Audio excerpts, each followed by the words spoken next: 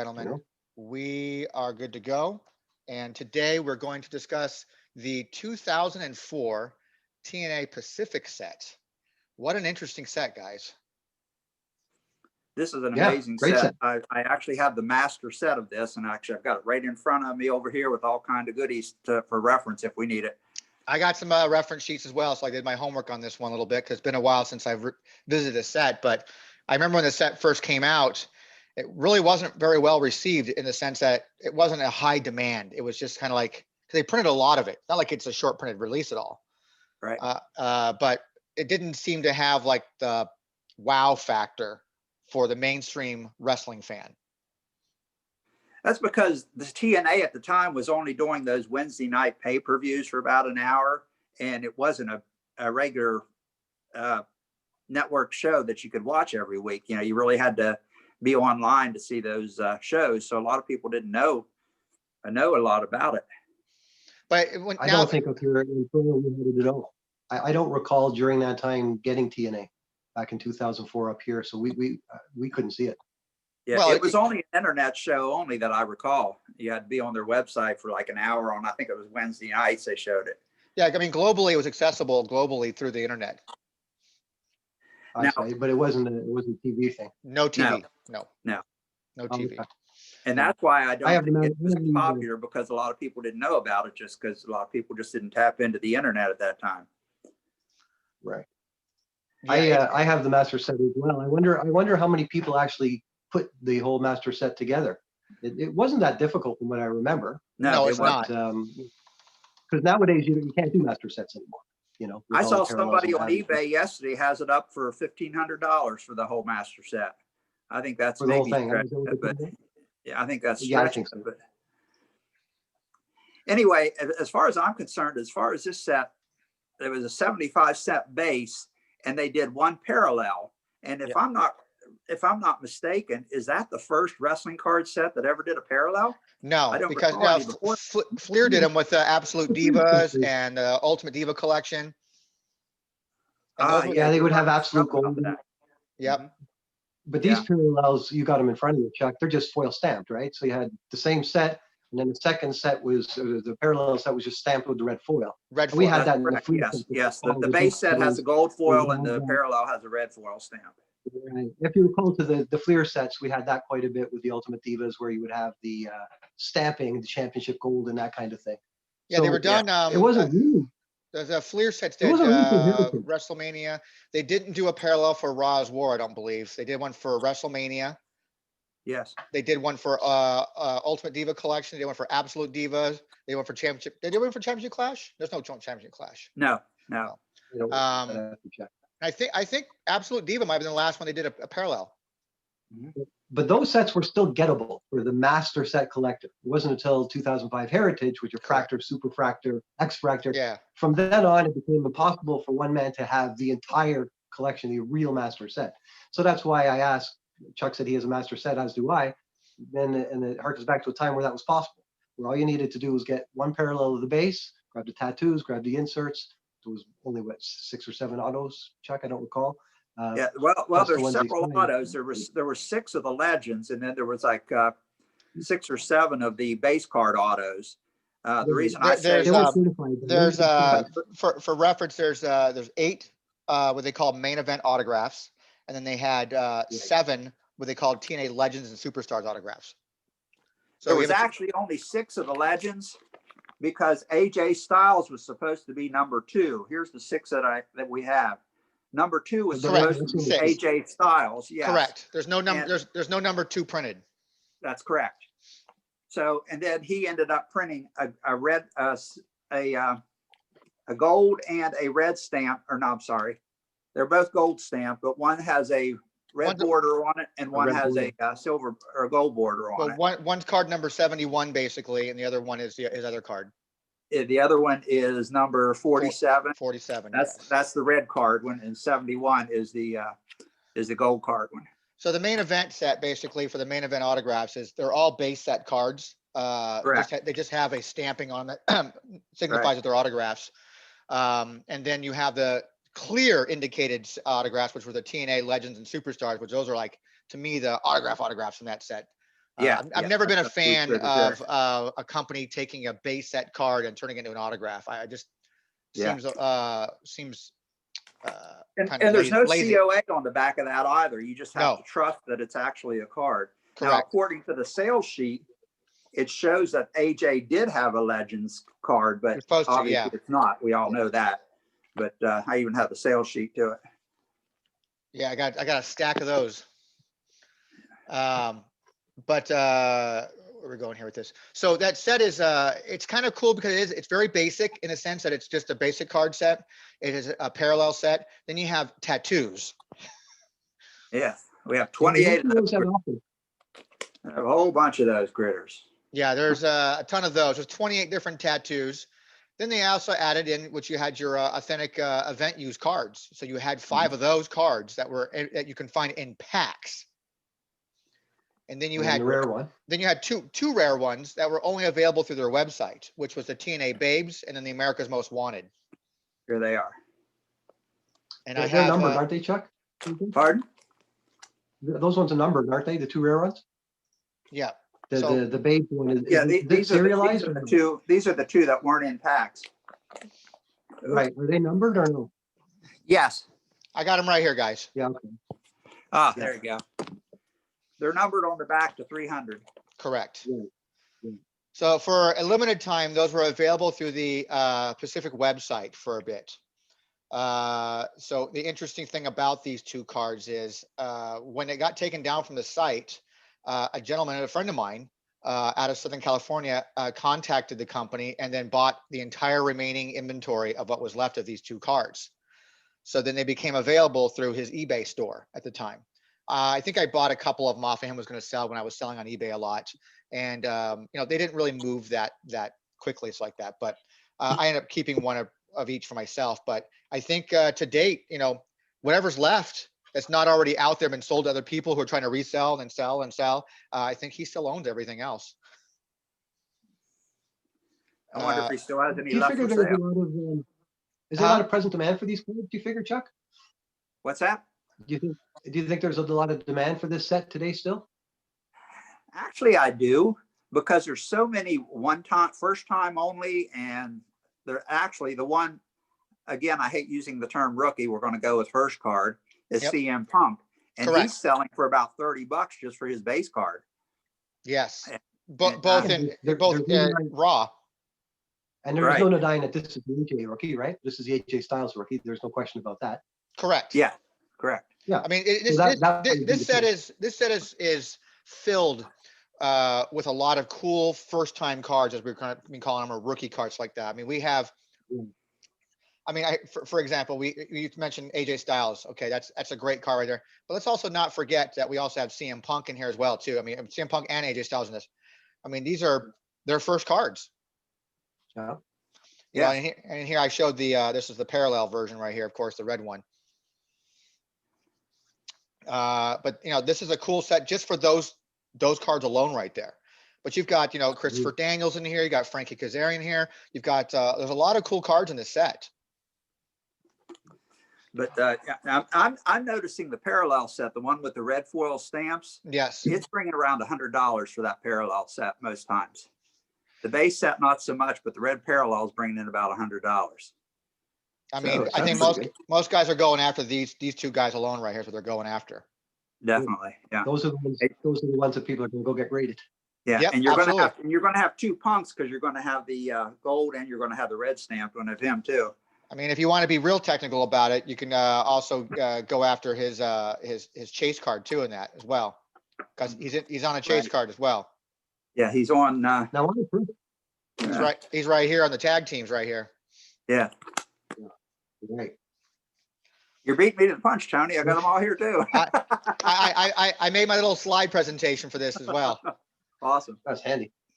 Now, for me, guys, I'm a big Harley race guy, so I was very happy to get to see the Harley race autograph. Correct. You don't have a ton of his stuff. And when I was a kid, he was one of my favorites. So the fact that there's a Harley race autograph in the set was pretty cool for me. What's I started watching about the time he was a King Harley. That's when I first started watching him on a regular basis. It's kind of towards the end of his career too. But I'm seeing the two autographs that's bringing the money out of that legend set is Piper and Rhodes, obviously, because they passed. But they're bringing $200 to $300 a piece. The others you can get pretty cheaply. Yeah, you can get the others pretty reasonable from about $20 to $30 for the rest of them. What's interesting about these cards, by the way, is it's actually much harder to find this version of a Dusty Rhodes autograph than the DR signature version of that. Yes. Now, I had the opportunity to actually talk to Dusty Rhodes about that when he made an appearance at the old Rob Van Dam comic book store in Los Angeles, which was actually a pretty disappointing appearance. I felt bad for him because it's in LA and people out there are so fickle about who they want to meet and see that only like 20-25 people showed up for his autograph. That was it. Wow. Yeah, so mine is the DR version. I didn't get the full name. That's later in the his signings like that. So asking about that, I showed him this card, and he said that that was early when he starts. He said by the time he got around it, maybe 15-20 minutes into it, he got tired of signing it and started just doing quickly, get him out of the way, do DR, scribbles. So it's actually harder to find a full signature version than it would be the DR version. So this would hold considerable more value. Version I've got, I'll have to go check it out. For which one? Go through my set, and see. But in the Piper one, this is a later in this signing, through the run, not the early ones. But Harley Race always had a nice clean signature. So I've never had a bad signature from Harley Race. I've noticed all of the older old school wrestlers have perfect, beautiful autographs. It's the newer ones that have the sloppies and the initials. But you look at Ric Flair, you even look at Hogan. Rhodes has a good autograph. The only current one that really has a nice autograph, in my opinion, is Charlotte. I think Charlotte has a really nice looking autograph. But most of them are scribbled. You look at those old timers, they have beautiful autographs. Yeah, when I got several things signed by Bruno Sammartino when I met him in North Carolina, and just a really beautiful, clean signature. Really enjoy those. But it's a fun set because it's just got so much cool stuff in it. And then still early on, even the relic cards are just again ring mat cards. I mean, they don't really go for very much anyways, other than not even those website only exclusives. But this set is so cool in the sense that, again, you have the AJ Styles, you have the CM Punk in there. I mean, you've got Trinity, who had I think a brief run in WWE early. You have Dusty Rhodes on a card in there. You have Jerry Lynn, on a card. Nosawa from Japan. He actually came to my booth one time when he was in California. And I gave him a bunch of cards, and he wanted other ones from that set to take with him on a tour of Japan to have other guys sign for him because he was a collector. There's also an early version of and I didn't scan it. There's an early version. I'm going to pull it up here right now, as a matter of fact, if I can. We all know this guy. Where am I going at? Damn it. Let me get there. The screen sharing thing is difficult for me sometimes. So not forget this guy. Which one's that? Oh, Fatu, right? Yeah. Oh yeah. I mean, we all know who he ended up being in WWE. Rikishi, right? No. He was part of 2 Minute Warning. Come on, guys. You're talking Fatu and Samu. He's passed away since. Umaga? As Umaga. Yeah. See, I can't see because it's very small on my phone, so I couldn't see the face. Oh, gotcha. Yeah, that's Umaga. Right. Yeah. That'd be his first card. Wow. Well, what's the name on the card? What's he call himself? Ikmo Fatu. Fatu, yeah. Because that Fatu team, didn't Rikishi call himself Fatu at one point? They're all related. Maybe not. Yeah. I know they're all one big family, but Fatu was a character in WWE for a while. Correct. I think that was Rikishi. Maybe not. Maybe it was a Tonga kid. I can't remember, but they're all from that same family.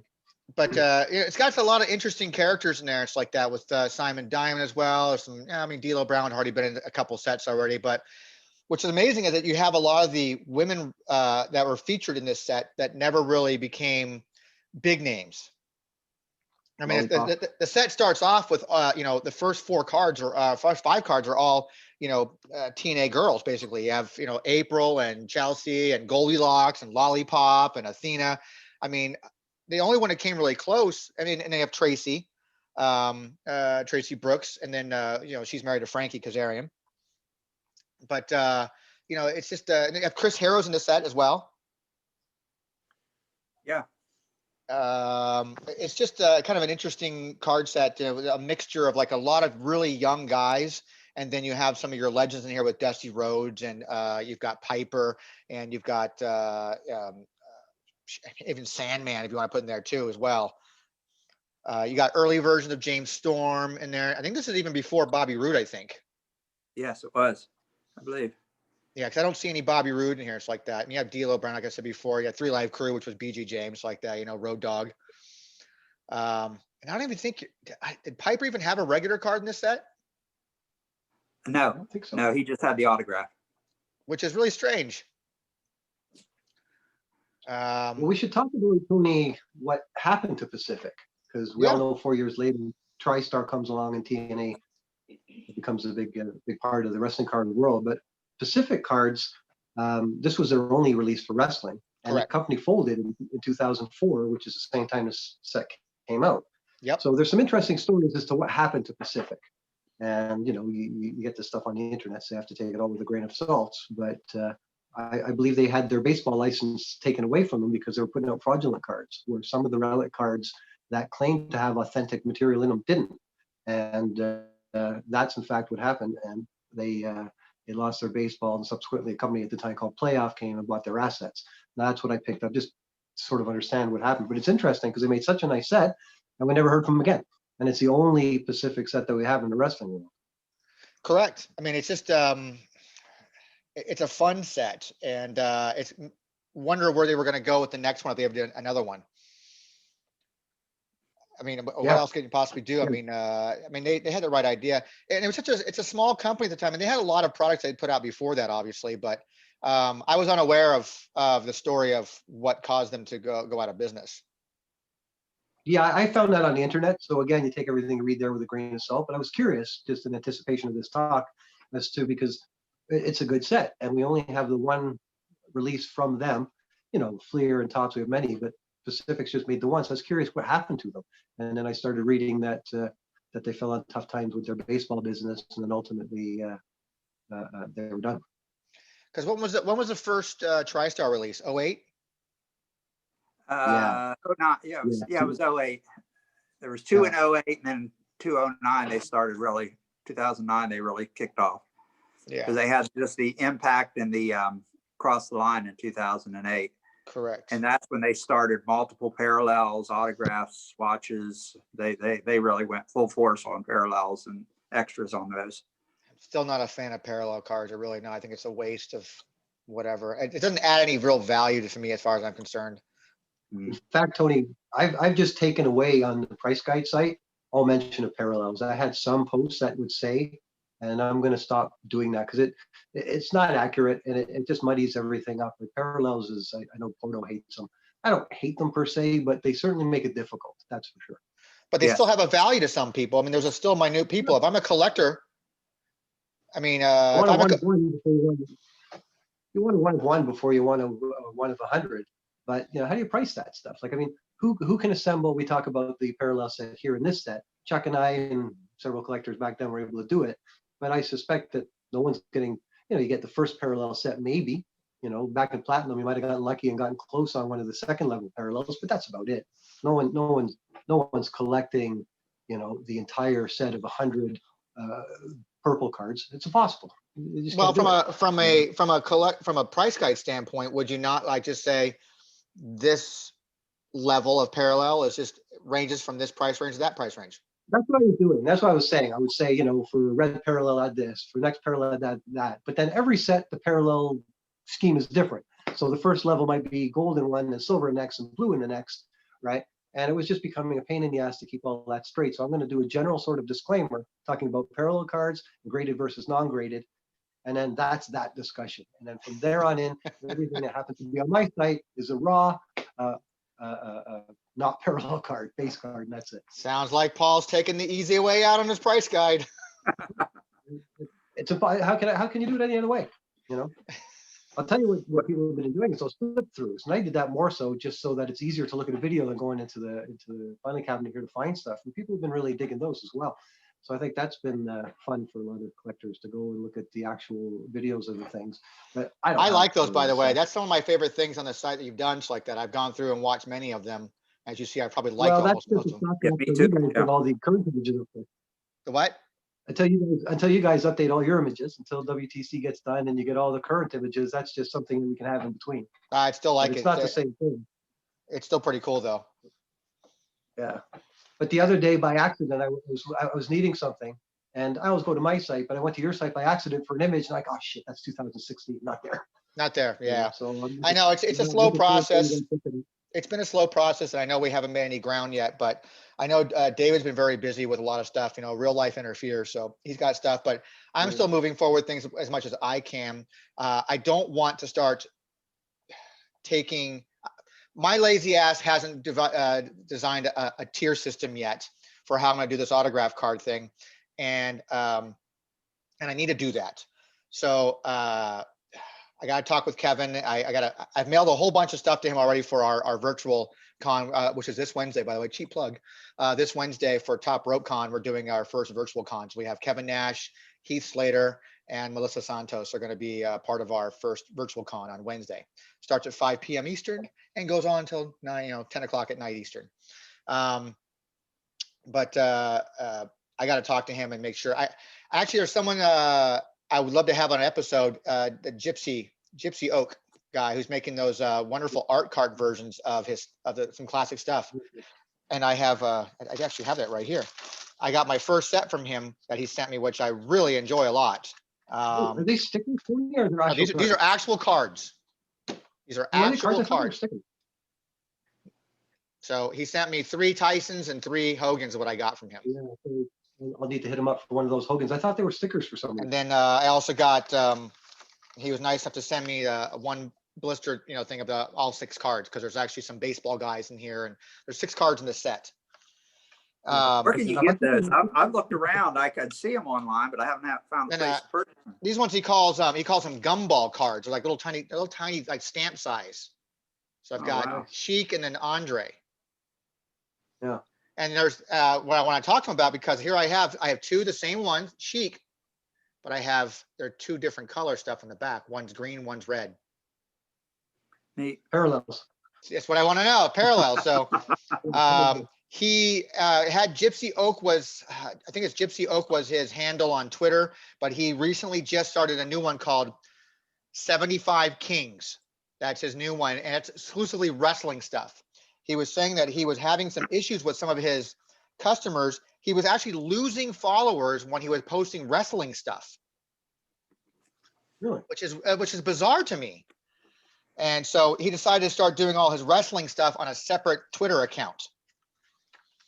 And so it's 75 Kings is his handle. And I think Tuesday, he's releasing an uncut sheet of, I think 9 from this set. He did 9 different cards he did from the set of his little art versions like that. They're only available as uncut sheets, limited to 200 a piece, 200. So I'm going to be ordering some of those, and turns out he's right here in Arizona. He's like, about 40 minutes from me. But I like the quality of his cards. So I want to talk to him about printing costs, about doing my card set. If I can do my card set, my card through him, wham, bam, thank you, man. We're going to be going here soon. But I also want to get him on an episode to talk about.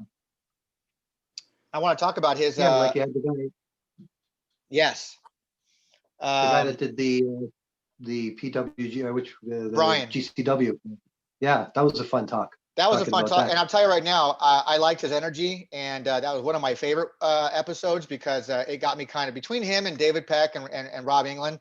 Those guys all got me kind of like reinvigorated on wanting to collect again and go out and find stuff. So I've been I'm online looking for like little holes in the wall places to kind of find, and I found a place that's literally 10 minutes from my house. It's a sports card shop down over here that it's not going to be able to fulfill me with what I want from the older stuff when it comes to wrestling stuff. I mean, he has a box of Ultimate Diva collection for $125 there. You know, Yeah. factory seal. I go, you realize that all the good stuff in here is all done by redemption, right? So it's not even worth buying. There's nothing in there. And he's like, I didn't know that. And so we started talking, and he found out what my other business was. And so, I mean, not that anybody from that market's going to watch this video anyways, but I booked my first guest there for December 12th. We're going to have Chavo Guerrero Jr. is going to be there signing autographs, and we're going to make it a regular thing going over there. But, you know, trying to start up a market here in the Phoenix area, but there seems to be a wrestling market here. My wife and I've been talking about me opening up my own wrestling store here. Probably opening up like the Wrestling Guy store in Los Angeles. I've been thinking about doing something here in Phoenix, and just settling down and not traveling like I used to, and just kind of doing tap into my connections anyways, and bring in talent once a month to sign autographs, whatever. But it's just those kind of things, like talking to David Pack and this guy Brian, so like that, they've all got me kind of interested in getting back into collecting again. But I'm being very selective when I want to collect. Like, I really don't have a whole lot of interest in the new top stuff. But when I see things like this, what this guy got from Gypsy, those are really cool looking cards. And even though I can't go out and afford buying an 82, 83 Wrestling All-Stars, these are cool. I think they're awesome. And I enjoy holding on to them. I enjoy having them. I recommend you guys. Paul and I have been really chasing the independent stuff lately. He just sent me a link this morning of 2 really neat sets. But one of them is Bruiser Brody, who I was a big fan of, and it's a decent looking set. And so I've got a few I'm going to send him. He's got a few he's going to send me links to. But we're trying to bone up on the independent stuff, because the current top stuff is just so repetitive and mundane that I would love to go after the independent. I love that stuff too. Not because I don't know who these people are as far as wrestlers go normally, but just because it's a set. You buy it, you're done. I don't have to worry about anything else. There's no chase to go after, all that kind of parallels and all that stuff.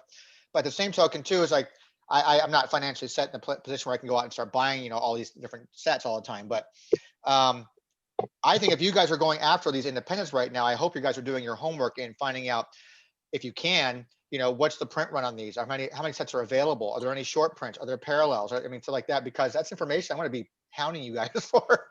Exactly. Yeah, we've been keeping a record of that. And and who knows who's going to be a popular guy out of that? Who's going to be the breakout star from one of these independent sets? Exactly. That's the hope, is that you've got somebody that we don't even know the name of today that's going to be the next Daniel Bryan or John Cena or Hulk Hogan 5 years from now. But does that really matter to collectors like yourselves? Because you guys aren't in it to resell. You guys are in it just to collect. Exactly. No, it's good to know. It's fun to know that there's value. Go ahead, Paul.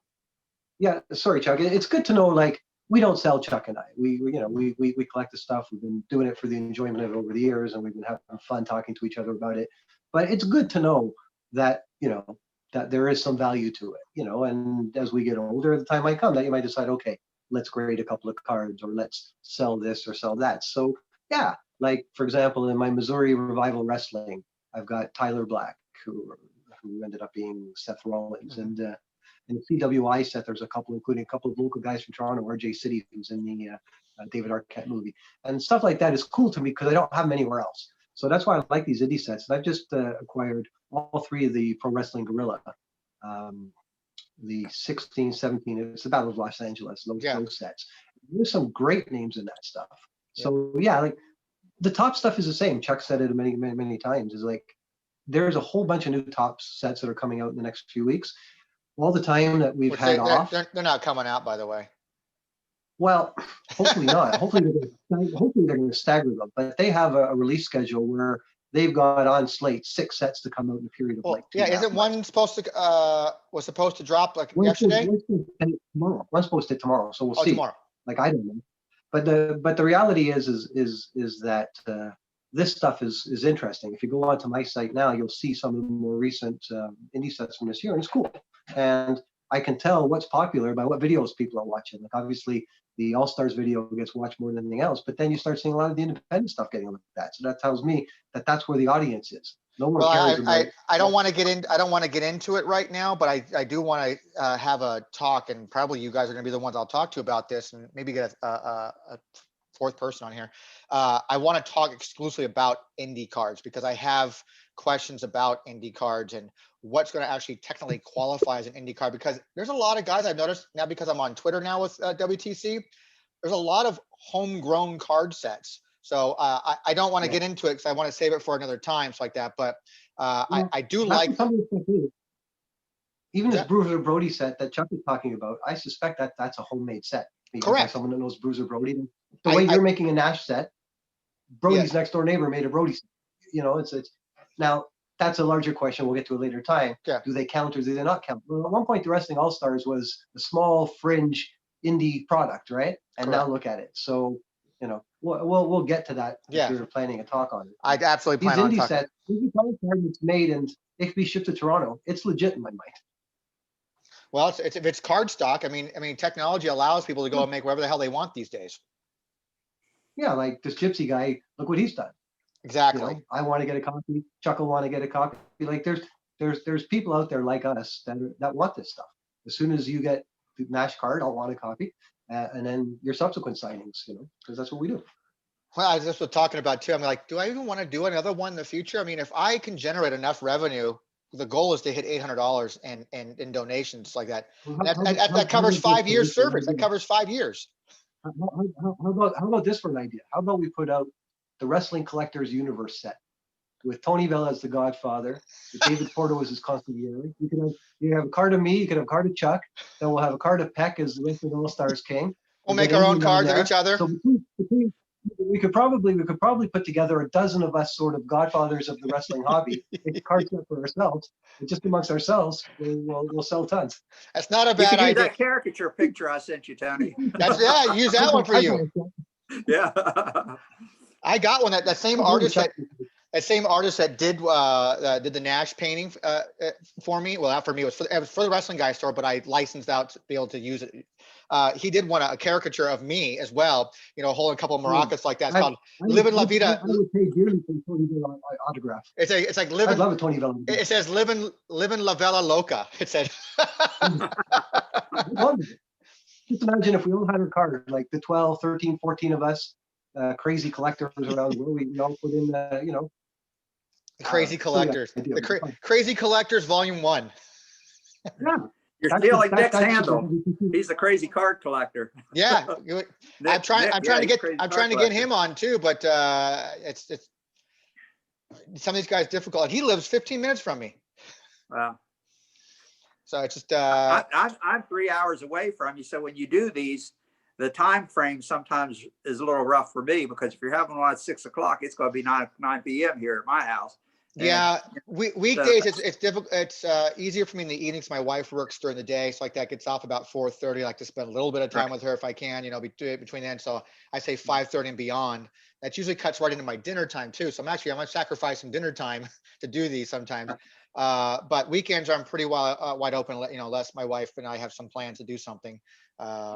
Weekends are better for me. But again, like I said before, we even got on started recording today.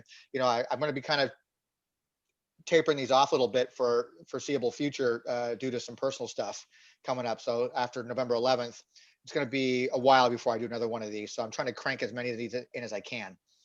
Yeah, but you got a good run so far. What episode is this? 10, 11? Something like that. Getting them out. Well, I don't want them like that. Maybe one a week is good. So like this one's going to be in the can for a bit.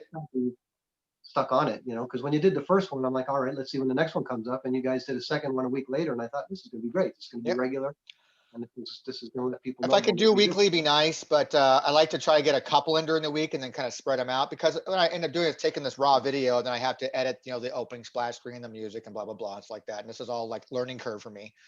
And then I also have my Vela cards one as well that I do as well, and that one's like, I don't know, 20 some odd episodes in, whatever it is, but. And that one can kind of go to the side for a little bit anyways. That's what got started. If it wasn't for the Vela Cards podcast stuff, this would have never happened. because that inspired me to do this, because I actually did. There's one video on the Velocards channel where I talk about the 99 WCW set from, I think it was Peru. I have that. Yeah, me too. In the package and everything too. I have it sitting here, as a matter of fact, one of the few sets I have here. And I did it, and then I thought about it later, and I talked to David about it, and I go, why am I putting wrestling cards on a YouTube channel that's about raw deal cards? I'm like, I just open up a separate one just for WTC and just see what happens. And here we Something are. I would like to have Yeah, seen it's put in cards. I think Topps would be ideal for this, but although I'm not a big Topps fan anymore, but a few years back, I forget what year it was, the year Mick Foley went into the Hall of Fame. Topps did a subset of Hall of Fame people that went in that year. I think Topps needs to, or somebody needs to, just put out a subset or an insert set of the Hall of Fames from every year.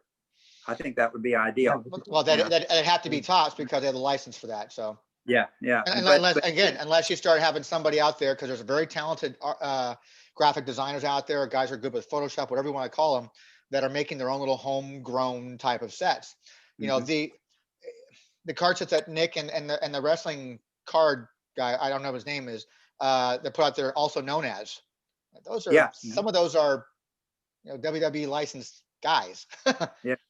So, you know, Yeah. you're kind of, you're treading some, you know, some water there that you probably got to be careful of. I had one guy I bought a couple of sets off of. He don't sell them anymore. I won't mention any names because I don't want to get anybody in Dutch Sure. here.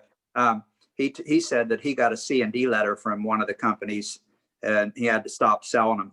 So he said he's still got a bunch of them at his place, but he can't sell them anymore. So he'll just give them away to somebody. But he got a cease and desist letter. Send me a name. I need to get some stuff. I want to get some stuff, damn it.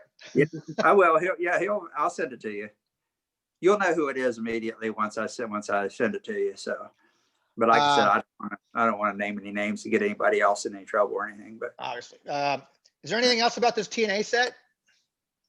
I mean, I think we've covered most of the stuff.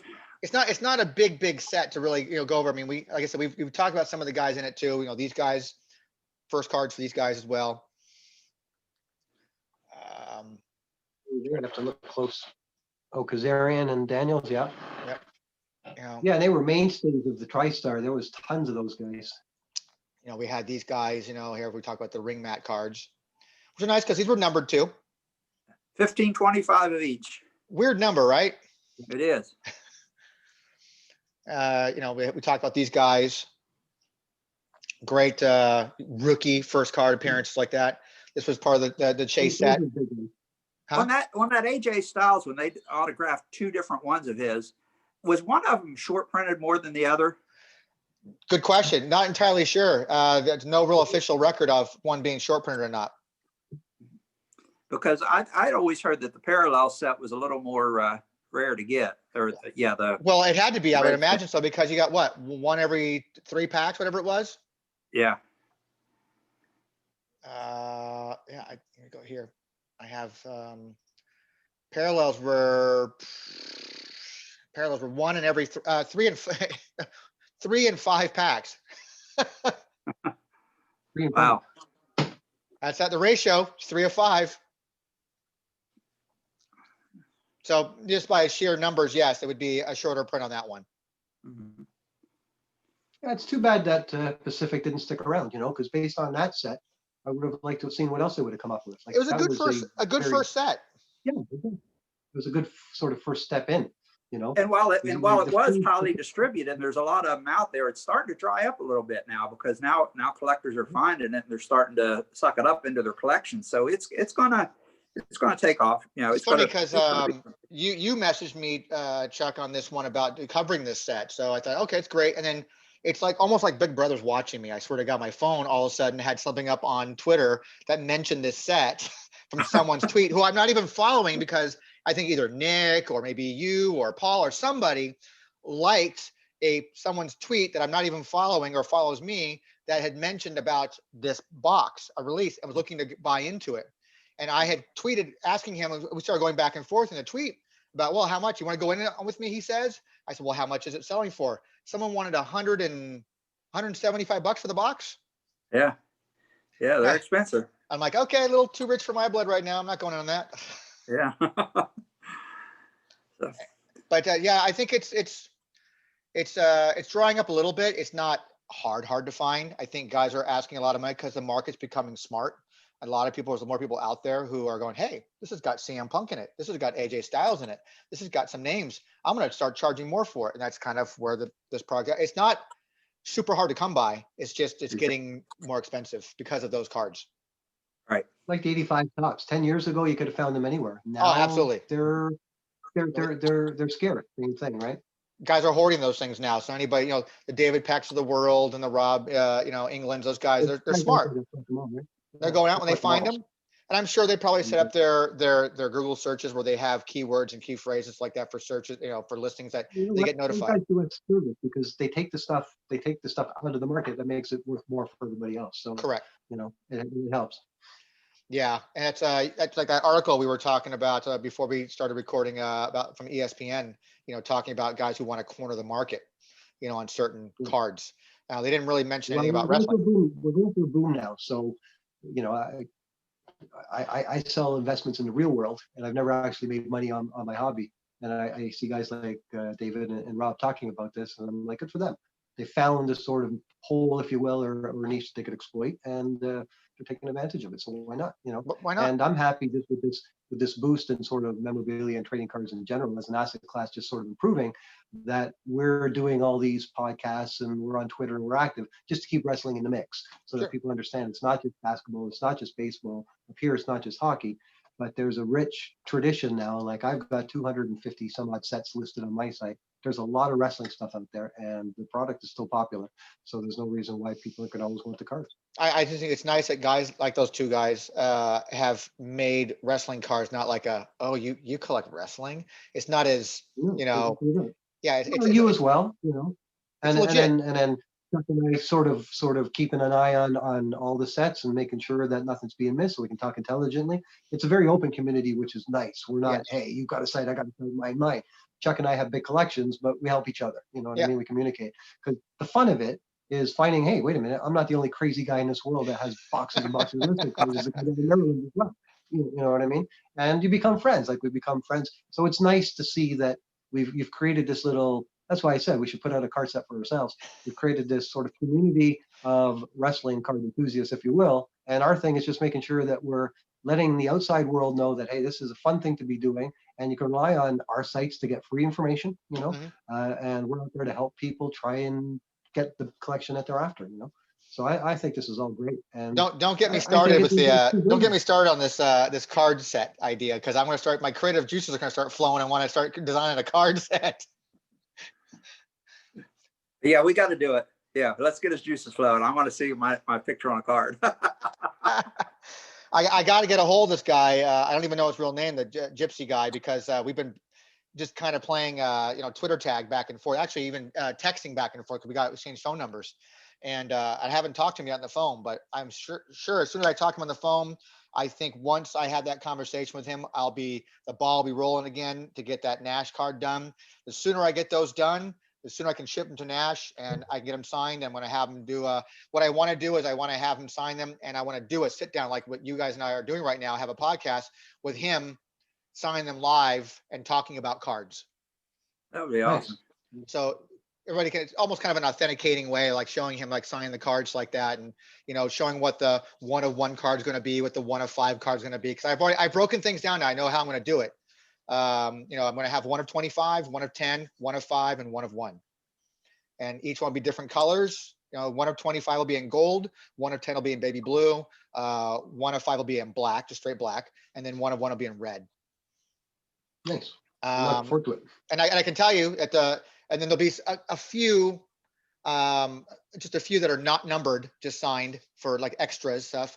And then I'm going to print, I think, only 100 of the non-autograph versions. There'll be 100 of those. So the entire print run will be 150 total cards. That includes autographs. I'm looking forward to it. So the 1 of 25 will be signed in gold. The 1 of 10 will be signed in blue. The 1 of 5 will be signed in black, but it'll be inscripted NWO for life. And then the 1 of 1 will be signed in red, and it'll be NWO Wolfpack. Nice. And that's how we're going to break that down. Now, how I'm going to adjust, because of my goal is to hit $800. If I hit $800, that pays for the site for 5 years. You'll get there. So You'll get there quick. we'll see. I don't know. It depends on how I do it's going to be like a Kickstarter program, basically. So every donation gets an automatic. So the first 100 donations, you get a card no matter what. But then if you have the second tier, if you spend this much, you get a card plus this autograph, which will be the 1 of 25. Then you get the next tier will be the 1 of 10. The next tier will be, once that 1 of 1 is paid for, that's it. It's gone. I just don't know what price. I gotta set the top level and then work my way down, I guess. I don't know what the top level price is going to be. What would a 1 of 1? I mean, you guys are in the market, so let me know what you think. Well, it's a price now, obviously, but it's probably easier to come up with some of the lower tiers and then go up from there, right? I think it should be like I don't know. I got to figure out what the minimum is going to be and the maximum. That's what I figure out. I mean, if I make that a 1 of 1, a $100 a donation to the site, you get a 1 of 1 and you get a regular trading card. I'm already $100 towards my $800 goal with that one card alone. Yeah. I think your 1 of 1 is going to be worth a lot more than that, but let's see. Well, we'll see. Well, I'm not looking to set a price mark. I'm looking just to set a mark that I need to kind of hit my goal. What anybody who wants to resell it later on, that's on them. God bless America. Let them do what they want to do. But all right, gentlemen. Well, I think this was a great little breakdown set here for a TNA set. Like I do with my Velocard stuff, when we do set releases, we talk about set releases. I like to talk about quick. Is there another one that you guys want to talk about in the future that you guys both feel comfortable talking about? I think a great one would be the 2010 Platinum, WWE Platinum. Yeah, I was thinking about that one. That's a good one. Yeah, I know nothing about it, but sure. Yeah, that's one of my favorites, and obviously the top stuff with the autographs, although we've covered that loosely in other ones. But yeah. Or if we can get a third guest on. What was that? We could do like all the Merlins in one talk, for example, or we could do all the food cards in one talk, or we can, there's a bunch of different ways that we can chunk it off. So we're not limited to just one set per video. We can do a few, you know what I mean, to make this more interesting. And the WCW Peru set would be a good one.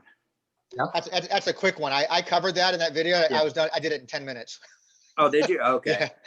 Yeah. But yeah, we could still do it. I have no problem doing that. I kind of want some for WTC page, but or maybe we can get a third guest and talk about the entire indie scene and people making their own cards. That's a good one as well. We have a lot of examples, and you guys are well versed on the indie stuff. I mean, I can only go back to stuff like the Untouchable set from the 90s or whatever it was, and things like that. Unbeatables. Yeah. There you go. Unbeatables. That's what it was. Which is coming a hard to find set, I was told. It is now. It wasn't in the beginning. It was out there pretty good, but now it's drying up a lot. So even that Koloff one, Pro Wrestling Mid Atlantic from 2005, 2006. Yeah, I got used that. To be everywhere. I have. Used to be everywhere. Hard to find. I think I showed it on one episode. I had all my stuff's back behind me. I have a sample of a Ricky Morton autograph from that set, that Mid Atlantic set that never got released. Wow, nice. So it's numbered to 25 or 40 or something like that in the back. So it has a sample stamp on the back of it, and the front has, Ricky Morton. It has a big circle around it, and he signed it. But it was given to me by the creator of that set as a sample. I might have bought it. I bought it at the NWA Legends Fan Fest. It was an old Greg Price convention, and I think Charlotte or something like that, or Raleigh, or one of those two. But I have that one, and yeah, that's a good one to talk about as well. So we'll talk offline and figure out what we're going to talk about next. But sooner rather than later, it'd be nice. Exactly. Yeah, I'm really all over that indie one. I think that would be a fun one to do. Let's do it, because I kind of rely on you guys for that information. I'll try to find a third person, or somebody else out there I should be talking to. Let's get them. Sure. Okay. All right, gentlemen. It's always a pleasure. All right, thank you, man. All right. Thank you. I appreciate it. Paul, Okay. good to see you again. Chuck, Tony, thank you very much. Yep. All right, guys. We're out. Okay. All right. See you.